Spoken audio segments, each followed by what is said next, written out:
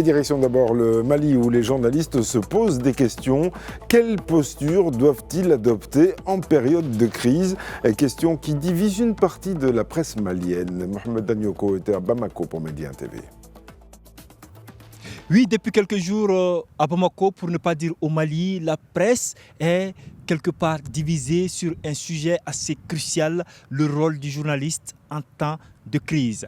Pour une première partie, pour des journalistes, ils soutiennent qu'aujourd'hui, le journaliste n'est pas celui qui doit s'ériger en communiquant au profit d'un bord ou des autorités. Ils soutiennent que le rôle du journaliste, c'est l'objectivité, c'est la neutralité, quelle qu'en soit la situation. Au même moment, d'autres journalistes estiment que faire cela, c'est ne pas tenir compte de l'actualité et de l'environnement dans lequel on évolue, car aujourd'hui, le Mali est confronté à une crise multidimensionnelle qui récemment a été encore exacerbée par ce qu'ils ont qualifié de cabale médiatique de la part de certains médias internationaux. Alors pour ces journalistes-là, pour cette deuxième catégorie, il faut travailler à battre en brèche ce qui est dit par rapport au Mali, notamment que le Bamako allait tomber, que ce n'est pas vrai. Et faire cela, c'est faire acte de journalisme, c'est faire acte de citoyenneté, car selon ce deuxième groupe, avant d'être journalistes, ils sont déjà maliens ou d'abord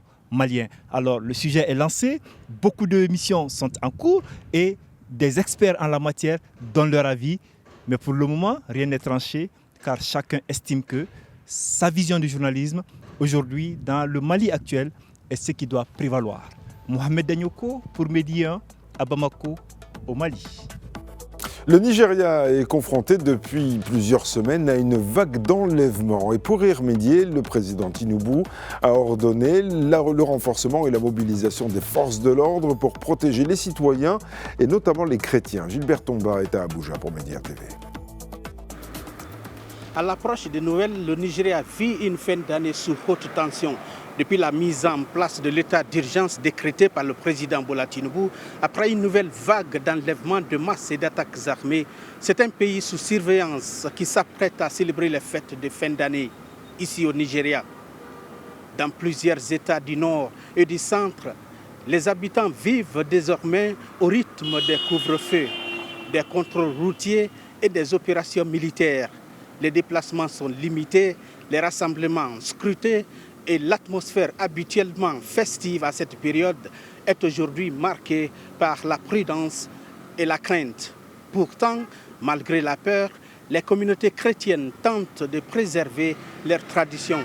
Des masses organisées plus tôt dans la journée, des marchés de Noël fortement encadrés et des réunions familiales réduites mais essentielles pour maintenir un semblant de normalité. Les familles que nous avons contactées témoignent d'un mélange de résilience et d'incertitude. L'envie de célébrer demeure forte, mais la menace d'attaque plane toujours, obligeant chacun à composer avec un quotidien fragile face à la situation qui prévaut. Dans ce contexte tendu, Noël prend une dimension particulière, non seulement une fête religieuse, mais aussi un acte de résistance, un moment de solidarité pour un peuple qui refuse de céder totalement à la peur. Voilà l'atmosphère dans laquelle les Nigérians s'apprêtent à vivre ces fêtes de fin d'année. Gilbert Tamba, Média TV Abuja, Nigeria.